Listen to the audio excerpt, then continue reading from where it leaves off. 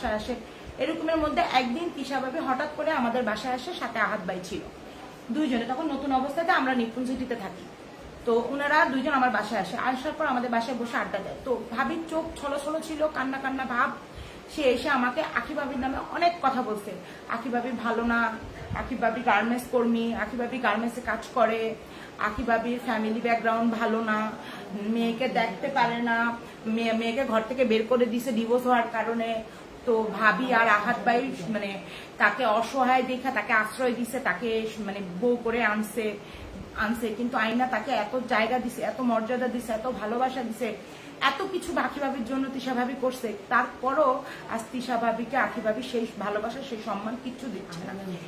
তারা আলাদা হয়ে যায়, যখন তাদের ফ্ল্যাট আলাদা হওয়ার কথা ছিল সেই স্টোরি এটা।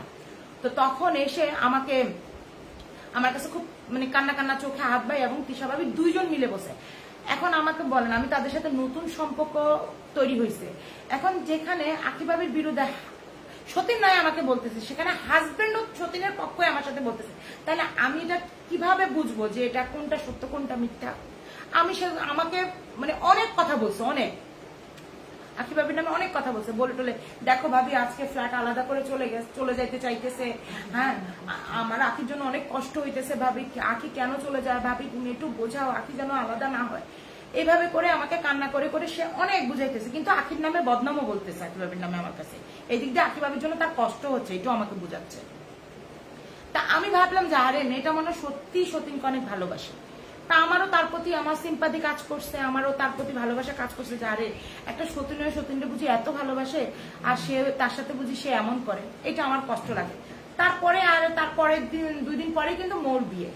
তারপর আমরা বাসায় গেছি, আমাদেরকে ডাকছে মোর বিয়েতে, ডাক্তার বাসায় গেছি। আর আমার ভাবি বলতেছে ভাবি আগে এখন আর আলাদা হবে না, আমরা একসাথেই থাকবো, এটা নিয়ে আর কথা বললো না। পরে আমি আচ্ছা ঠিক আছে।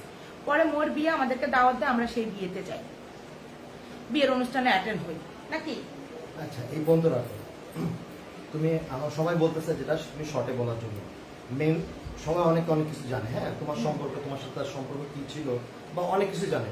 খারাপ হোক ভালো, খারাপটা হয়েছে তো তোমার আখির সাথে গ্যাঞ্জাম হওয়ার পরে তোমার খারাপটা হয়েছে। হ্যাঁ, আচ্ছা, তুমি আখিরের দুটো কথা বলছো তো, তার বিনিময়ে সে একটা টেক্সট করছে, তার বিনিময়ে তুমি রাখবে দুটো কথা বলছো। এটা তোমার অন্যায় ছিল যে তুমি রাগের মাথায় বসে থাকো। তুমি এটা তো রাগের মাথায় বসছো। হ্যাঁ, এইখানে কথা ছড়াছড়ি হয়েছে বলে তুমি তাকে বলছো না এখানে হ্যাঁ এইভাবে। তারপরে আমি এখানে মানে এখানে হয়েছে কি, আখি ভাবিদের